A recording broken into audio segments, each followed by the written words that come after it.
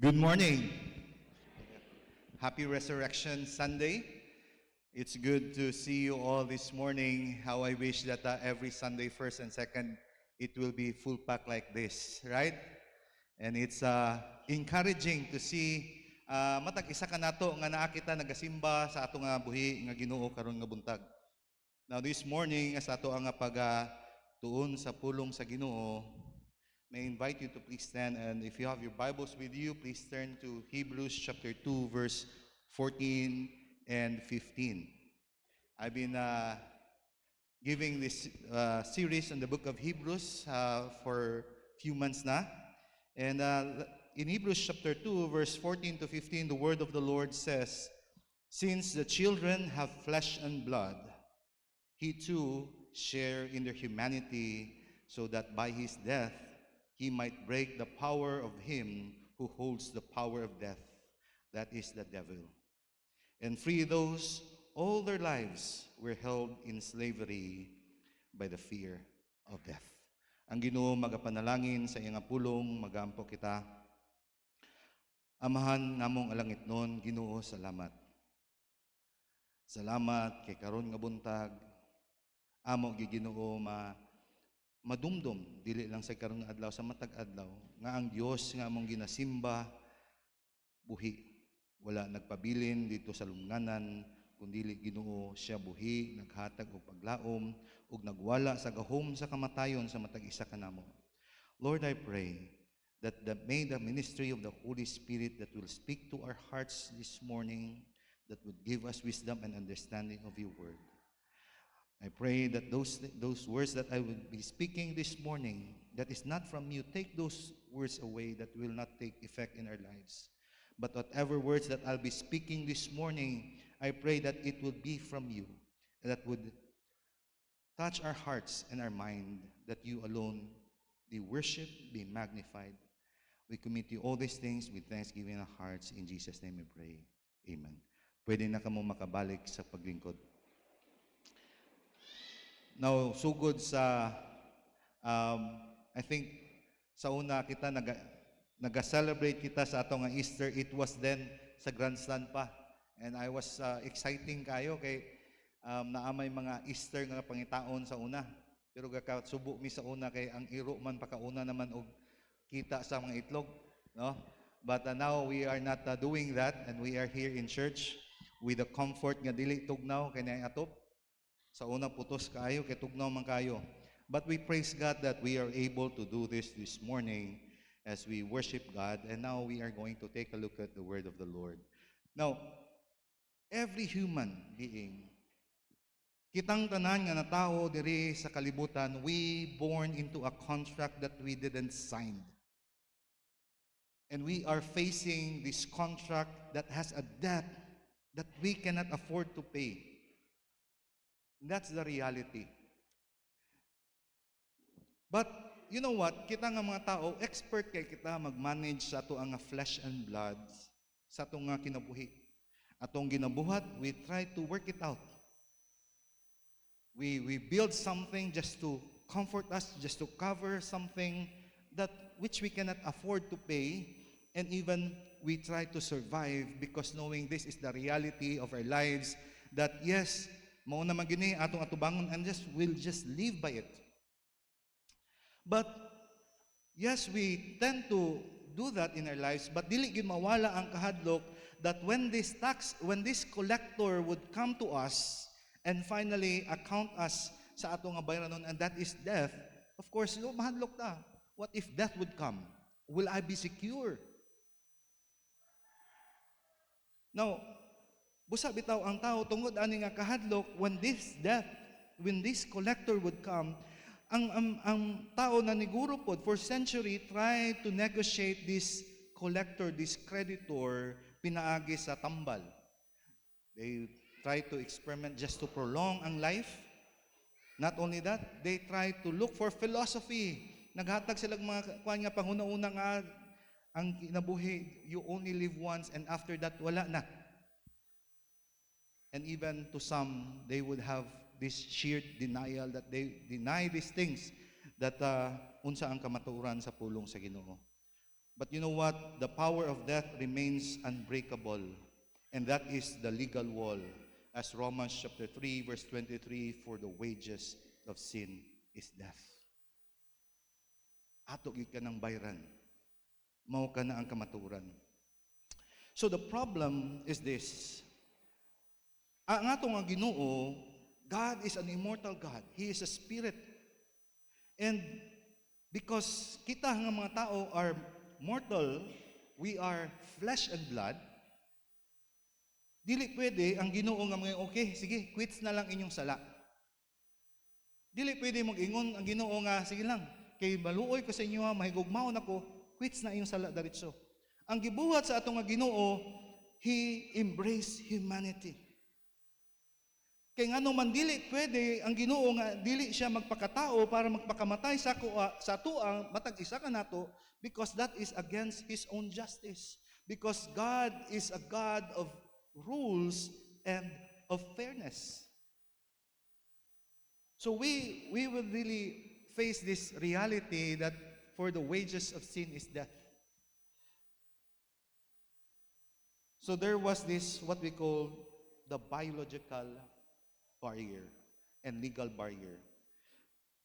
Kaya ang spirito di man gyud mamatay, di ba? It cannot die, and therefore spirit cannot pay the wages of sin, as Romans chapter 6 verse 23 on our behalf. So Hebrews chapter 2 verse 14 to 15 give us this very deep contradiction nga makita nato in history. Una sa tanan, makita nato that throughout history, to save us from our humanity, God had to embrace it. Not only that, to destroy the power of death, the author of life had to die. And that is why this passage reveals to us 3 steps to rescue operation of the Lord Jesus Christ in us. Number 1, He has to become our king to gain legal standing. Now, kani ang king or kinsman redeemer, mao kani siya ang legal representative of the family. Later, we will dig deeper on that. And not only that, Jesus become our substitute to defeat the enemy. And not only that, He become our liberator to break the chain of our fear. So today, we are going to look at a history. But dili lang ang ginatanaw nato tungod sa about the history, but the reality of we are our kumbaga naa kitay legal release paper. We are freedom. It is to some this portion of the scripture they call it our legal release paper. Gikan ka sa prisuhan, kanang gikan ka sa pinariso, dangaan kag release paper. Na free na ka. Dili na ka diha, makagawas na ka. And this is what the portion of the scripture that has released us from our sin, our slavery. And this morning, this Resurrection Sunday morning, we are going to take a look at the great exchange. The great exchange. So 3 things nga akong i-share sa ato karon nga buntag. Una sa tanan, in verse 14 of Hebrews chapter 2, the first portion, ingon diha, since the children have flesh and blood, He too shared their humanity. This is the necessity of the identification of the Lord Jesus Christ. So Jesus Christ, have to become like us. So He become like us. Now, ang pulong sa Ginoo kung atong pagalantaon diha, ang phrase nga ipakita diha, ang pulong nga flesh and blood. Now, ang flesh and blood, dili kani siya just a poetic language, but sa original, gigamit kani siya as a technical term sa unsa kita as a human that we are fragile.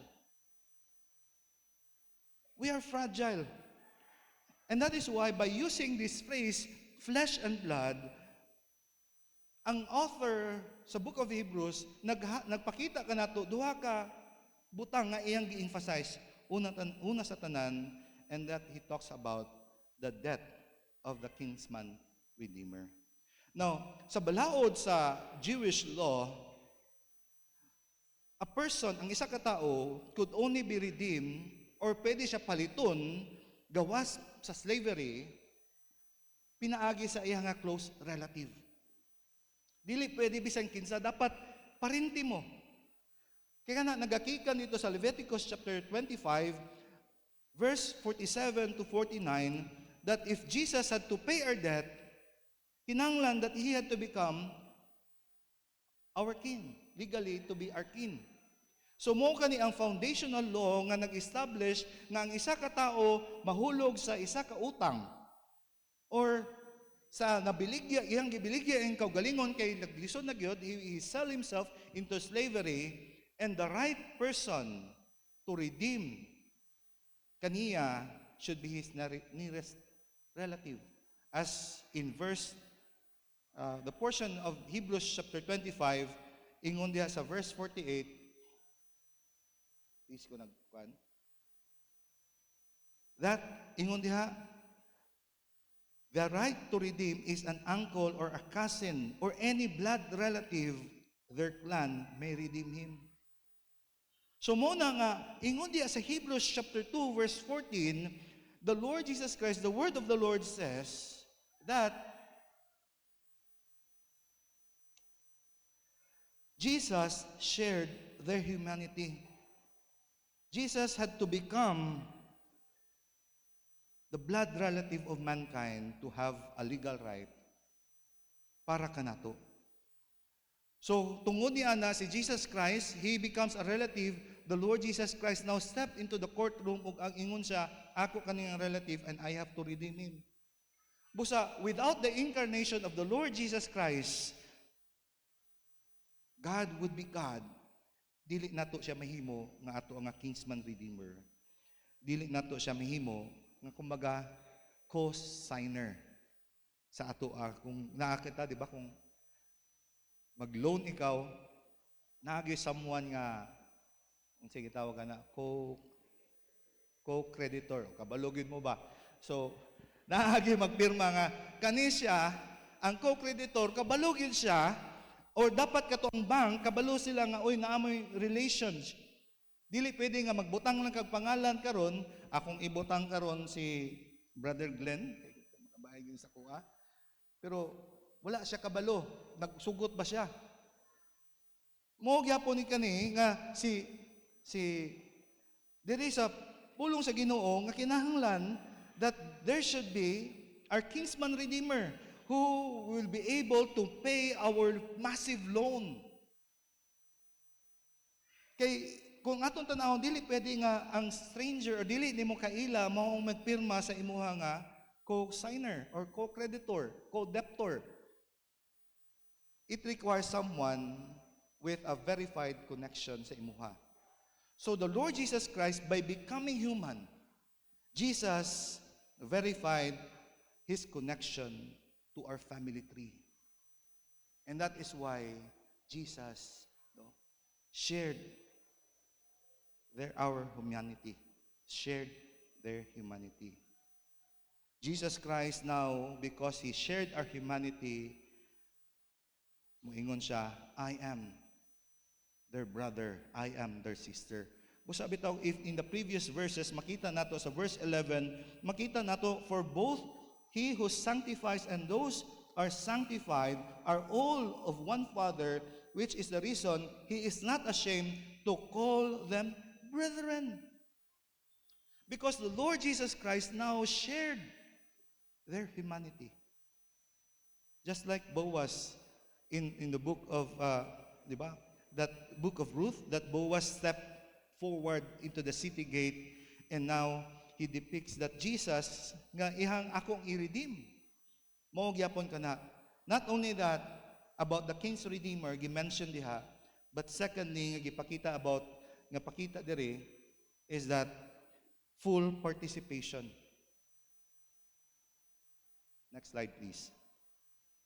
Now, ang word nga makita nato diha, nagpalig ko sa slide. Full participation in verse 14a, makita nato ang next diha nga pulong sa Ginoo is gigamit nga pulong ang next slide, shared. Now, ang word nga shared diha, it implies taking hold of something that wasn't originally ours. So Jesus Christ just couldn't put on a costume of humanity, but Jesus Christ had to participate sa tua as a human. He had to experience hunger, exhaustion, physical limitation. Busa si Jesus Christ, He participated sa tua. Unsa atong pagbati, magkaluya kita, kagutom kita, and those things, Jesus Christ shared. He participated. He embraced kung kinsa kita. Imagine, di ba? Na kay pipila kay hektarya diri sa Bukidnon. And then, for generation, kana nga yuta, due na siya sa iyaha nga loan. So, ikwaon na siya sa bangko, kay tungod ana, finally ma-foreclose na ang property. But, naay isa ka, dato kayo nga stranger, nag-ani diri sa atong nga nasod, nag-offer siya og billions. Ako magpalit ana. Pero dili pwede. Ingon ang bangko, dili pwede. Kay dili man mo relative. Dili man mo kaunsa-unsa. You don't have a legal standing sa inyong nga family tree. Now, God is this wealthy stranger. Sa ato nga scenario karon, He has this infinite power but outside in our human family tree. So to satisfy the legal requirements para paliton ang ato ang ayuta dito sa bank of sin and death, He had to become a blood relative. So in Hebrews chapter 2 verse 14, ingon diha, since the children have flesh and blood, He too shared in their humanity. It takes now, when He walks into the bank, He shared in humanity. They cannot turn Jesus away. He has the legal right to redeem us, to pay our debt, and He is now one of us. Busa bitaw igsuon, kung imong kinabuhi karon, if you feel that your life is in a foreclosure, you are buried under the debt of sin, the shame, the generational failure. Stop looking for a distant God nga para i-wave ka. Sige, okay ka lang. You don't need a barker. You don't need a patron saint. You need a brother. Jesus didn't just nga mag-ingon ka, sige, okay ra ka diha. He get into the mud with us. He became flesh and blood so that when He stands up for us, it recognizes that He has authority. Dili lang stranger si Jesus Christ just trying to help. Jesus is our King's Redeemer. He has the legal right to pay our debt. Sa igsuon kung ikaw karon nga buntag wala ka pa nakaila sa Yesu Kristo, He is inviting you to come to Him. Accept Him as your Lord and Savior. He is offering us, because only the Lord Jesus Christ can pay our debt. No one else. Di nato kaya mabayaran atong utang. Di ko ka-mention sa utang sa inyong mga asa man mong utang, no? Pero atong utang diri sa kalibutan, that is death. Eternal separation from God. Busa akong ingon ganina, we try, the rest of humanity try to make way para lang makasibat ni ining kakamatayon. But all of us are heading to that path without the Lord Jesus Christ. Accept the Lord Jesus Christ. Accept His free offer of salvation. Come to Him and make Him your Lord and Savior.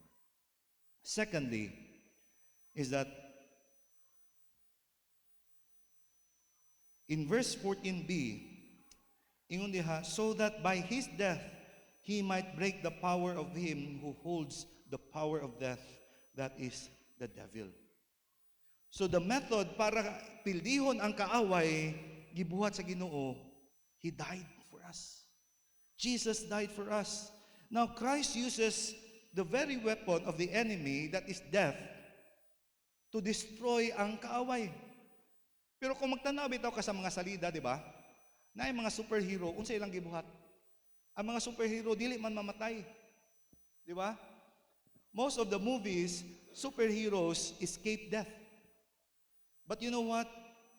In the gospel, if we are going to look at in the gospel, the hero enter death to have victory. Thank you. Jesus entered death so that we may have victory. Kabalo mo, ang ginagunitan gyud ni Satan, his legal claim over humanity is Romans chapter 6 verse 23. For the wages of sin is death. Sugod pa sa pinakasugod that when the original creation was very good, ingon sa ni Satan, you will not surely die. But the moment that they made a choice, ilang gituman, ilang kagalingon nga gusto, then death was the result of their disobedience to God. So by becoming human, Jesus entered the domain where Satan was in authority. Busa ang pulong sa Ginoo nga gigamit diha in verse gigamit diha sa verse 14b, break the power. Break the power. Na ang pulong nga break the power, it means to render idle, inoperative, or to deprive of force. So, wala nagapasabot diha, kaning break the power, wala nagapasabot diha nga para wala na ma-annihilate na si Satan. No. But it means to render Satan powerless. Wala na siya trabaho. Wala na siya gahom sa tua. Kaya ang iya nga gahom sa tibok humanity, his legal demand for death, for us to be eternally separated from God. Sama ra gyapon sa isa ka predatory animals like the king cobra. So for example, this is what I can kuha sa isa ka picture of how Satan does. Now, ang isa ka king cobra nagterrorize sa isa ka village. Now, this king cobra, of course, unsa man ang weapon sa king cobra? Ang iyang nga venom. Once nga makapaak siya, sure good, patay gid ka. Pero ang strategy sa rescuer, ang iyang gibuhat, he realized nga kani ang halas, once nga kani ang venom gyud, mao gid kani ang makahatag og kamatayon sa tao. It can kill people. So, ang rescuer, he decided nga siya ang magpapaak. Siya ang magpapaak sa halas. But you know, the twist is that every time nga ang halas magpaak sa rescuer, na i-twist. Kay pagpaak niya sa rescuer, tanan nga mga iya nga venom mawala, ma-exhaust or ma-empty ang lala sa halas. Kinaay unique nga blood chemistry ang rescuer. So ang halas nakapagyapon, but wala na siya'y venom. In our daily lives, we often feel, gyapon inana ba? Nga yes, I have the Lord Jesus Christ. Jesus has victory over Satan. He has destroyed the power of sin. And yet, we still hear the hiss of the enemy, tempting us, accusing us, or even hadlok kita sa atong nga failure. But you know what? Hebrews chapter 2 verse 14 nagaingon diha, so that by his death, the death of the Lord Jesus Christ, he might break the power of him who holds the power of death, that is the devil. Wala na siya gahom. Wala na gahom si Satan. Naapagyapon si Satan, pero wala na siya gahom. Sama ra gyapon, di ba? For example, na isa ka corrupt nga official. Ang kato na kay warrant arrest nimo, pero kato wala na to siya, expired na to siya nga warrant arrest. Na-settle na to. Pero this corrupt officer used this warrant arrest sa imuha. Of course, unsa imong bation, madlok gid ka. Ingon ka, bay na ko'y warrant arrest ipakita sa imuha. Pero kinahanglan ko nimo para dili nako ikuan ni bayaran ko nimo. You know, naa ang kadlok, di ba? Pero kung atong pagkatanahon, kana siya expired na kay nga naman, gitatakan na kana siya sa judge, nga wala na kanay visa. That is void. So the officer has the uniform, but he no longer has the power to lock us up again. Because that's what the Lord Jesus Christ has done for us. Colossians chapter 2 verse 15, nag-ingon dito, and having disarmed the powers and authorities, He made a public spectacle of them, triumphing over them by the cross. Naa na kita'y kadaugan mga igsuon. Busa, the death and the resurrection of the Lord Jesus Christ, He disarmed the power of all authorities. Busa, mapasalamaton kita. Though naapa magyapon si Satan, naapa gyapon ang magahulga sa tuwa. But let us be reminded that the Lord Jesus Christ has conquered the death using the cross. He allowed the power of death to exhaust itself on Him so that it would be empty when it comes to us. And finally, in verse 15, the word of the Lord says, and free those all their lives were held slavery by their fear of death. So mo kani ang resulta sa iya nga kamatayon, He lived for us. Jesus lived for us. But you know what? The author identifies the root of all human anxiety. Mo na dira nga the fear of death, gipakita diha nga isa ka makita nga kamatuoran, ang fear of death is that even though we don't think matag oras o matag minuto may tungod sa pagtapos atong kinabuhi diri sa kalibutan, but this fear of death, it often drives our behaviors. The need to hoard. The obsession of youth. Nga gusto kita magbalik atong kusog, sama atong batanon pata. The fear of missing out. Or the overwhelming weight of legacy nga gusto ko na ako'y may kabilin. That they would remember me. And that is why this hoarding heart, makita nato usahay, no? When we check our bank account, later on we check it again. And we would think to ourselves, hinapunta, napakoy bigger nga emergency fund. Mas dako paginunta ni. And I would retire early so that I can enjoy life.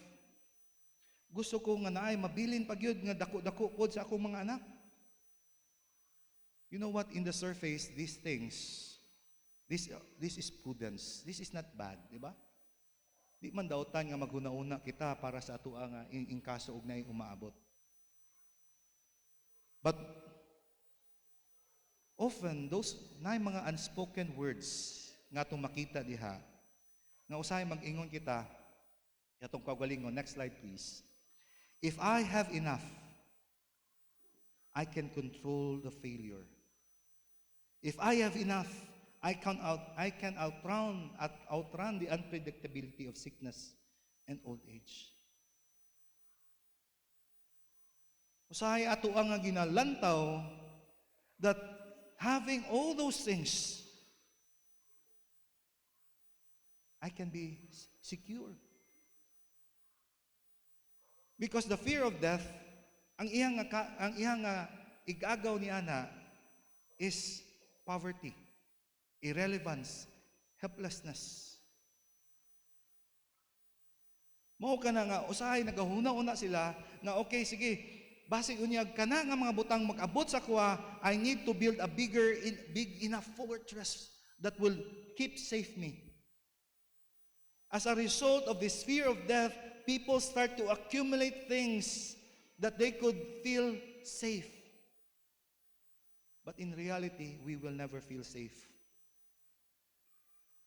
Kaya kung daghan na po kayo, usahay magunaw ka, what if kung na'y magkuha ani ini? Di na ka makagawa sa balay, kay basig niyang lahi man na'y magsulod, makuhaon niya. Di ba? Wala man ko inana kadako. Pero ambot lang ka sa inyo ha. You put it where you are in good hands with Metro ba? But you know what? Building a big enough fortress that we think that we will feel safe, we end up owning. Ang reality, naalagi atua, but it will own us. We will have fear. And that is the result of slavery. Magapos kita ni ana, the chain. Busa ang pulong nga gigamit diha kanang chain or slavery, being subjected to or being bound to, magapos kita. Because tungod sa atong kahadlok, it dictates our choices. Mahadlok na ta maghimog decision nga basig unyag kung ako ning buhaton, unsay ikaingon. Or basig mawala akong mga connections. We will play it safe. Because of this fear of helplessness, fear of irrelevance, fear of poverty, basig na lang kung ihatag nako ang panahon, ang Sunday para sa Ginoo, basig na lang unyag magkulangan akong kita. Gakagapos na kita.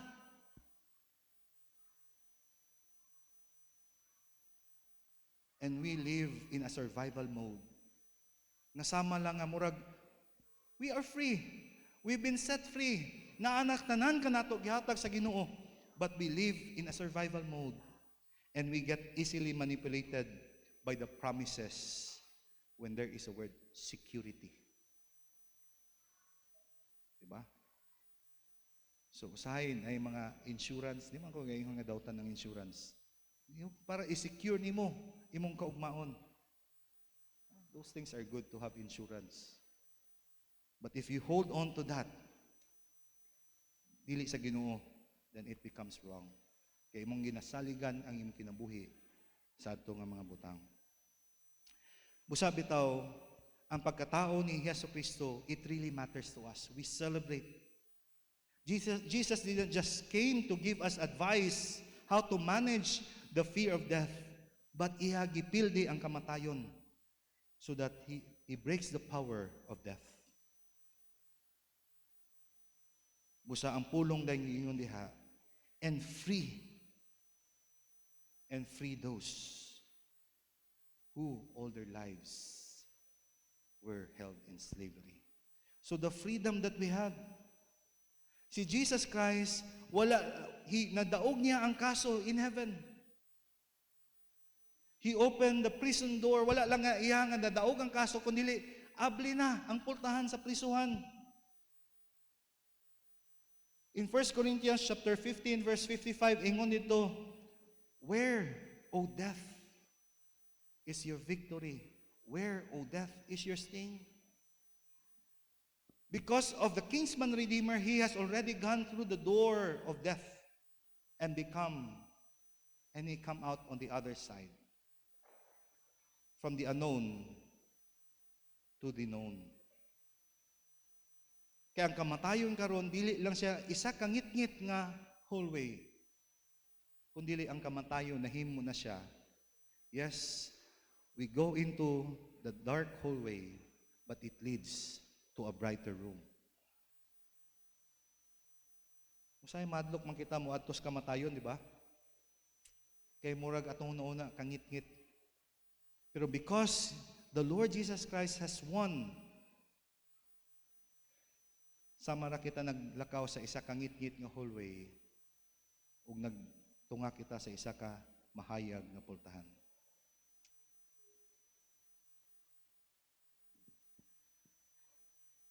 Usahay, I will share this isa ka just to make a point. Imagine, di ba, you are successful in the world standard, being successful. But being successful, ang problema lang is that sayo sa kadlawon, alas 3 sa kadlawon, nakamata ka, gatanaw ka sa ceiling, ug imong gibati ang kabugaton. Everything nga wala pa nimo nabuhat. Everything you're losing and everything nga murag gakawala naman. Ang imong body kay tungod kay gaidara na ka, murag dili na pareha sa unang batan-on pa. Ang imong lawas murag dili na maka-recover as it used to be. Ang imong ginikanan gaka, of course they getting older, and you realize that the other side is getting the other side of the hill, the shadow is getting longer. So usahay pag makita nimo nga ang kung sa ato apa taas lang lubi, we try to fix kana siya nga mga struggles atong kinabuhi. Ang uban mangita sila lahi nga hobby, bago nga hobby. Ang uban, they will pursue promotion, more promotion. And probably they would buy their favorite unsa ba ka nga sakyanan. But still, the panic remains. Why? Because our feeling, the prison wall is closing in. And we realize for the first time that we're not getting out of this alive. Of course, mahadlok kita. But the prison door is open. But when the prison door is open, unsa may atong bation? Of course, mawala atong panic, di ba? All the panics are gone. All the pretending, you don't have to pretend anymore. We don't have to be distracted sa self about reality of morality. You can look on the whole way, the years ahead, including the final steps, that there is a brighter side. Ang pulong sa Ginoo nagapakita na dili man ta piniriso anymore. Dili na ta kinahanglan magunang ng what if, because the door isn't just unlocked. It has been taken off the hinge. Tanggal na, abri na. You can stop the frantic race of hoarding wealth, obsess over staying young, or exhaust ourselves by trying to build a legacy. Mga igsuon, Jesus didn't just win the legal case in heaven. He opened the door for us. Remember, you are finally free to live. Next slide, please. Because you're no longer afraid to die. This isn't reckless life, but a fearless one. The worst thing that could ever happen to you, eternal separation with God, has already been defeated by the best thing that ever happened to you, the resurrection. So because the end for all of us is secure, your now is transformed from greed to generosity. Di ata magahuna-una nga, what if? We can give more because our security is not on how much money we had in our bank accounts. Kaya ang atong paghatag diha para man na for the kingdom of God, for His glory. Anaan ang kadaugan. From compliance to courage. Nga dili lang nga ako Kristohano mag-simbal lang ko kung unsay akong gusto. But now, not only that I will go to church, I will share my faith to others those who have not hope. Diba? Kay naan ang kadaugan. From panic to peace, we face the mirror of aging. We face the reports of the failing health with a quiet and peace in our hearts because the Lord Jesus Christ has won over death. Ang yun na ako atong pianist to play and let us sing this in closing for my message. Ken? Asa na to ang pianist? Kenneth? We'll sing this song. The first stanza and the chorus only.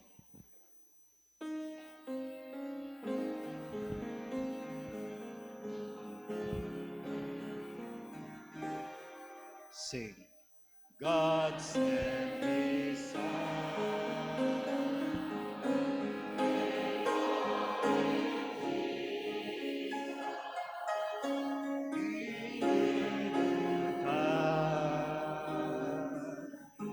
Heal and forgive,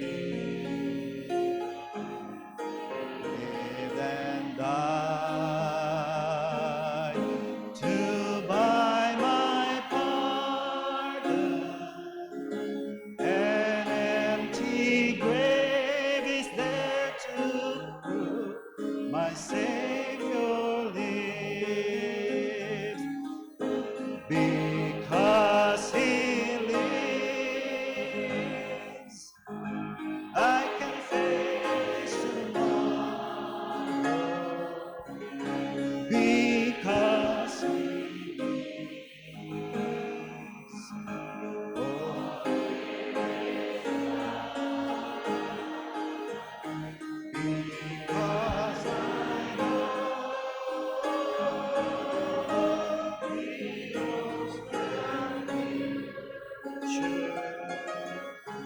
and life is worth the living just because He lives. Once again in the chorus. Because He lives, I can face tomorrow. Because He lives, oh, fear is gone. Because I know, oh, He holds future. And life is worth the living just because He lives. Yes, Lord, we thank You that You died on the cross for us and not remain death, but You live. And You holds our future. And help us, O Lord, that as a believer of the Lord Jesus Christ, we will not live in fear. Because we know, O Lord, that You have already defeated the power of death. Ngayon, Ginoo, nga kami magapadayon, magapangalaga di kanimo. Padayon kami, Ginoo, salig, Ginoo, nga among security diha lamang kanimo. Dili, Ginoo, kung unsa among magunitan, unsa among mabuhat. Usa, Ginoo, padayon kami, Ginoo. Dasiga kami, Ginoo. Kay kamo among mga kaluyahon, madalagi, Ginoo, sa mga circumstansya nga nasa among palibot. But we thank You that we are able to be victorious because You are alive. We commit You all these things with thanksgiving in our hearts in Jesus' name. Amen. Happy Resurrection Sunday.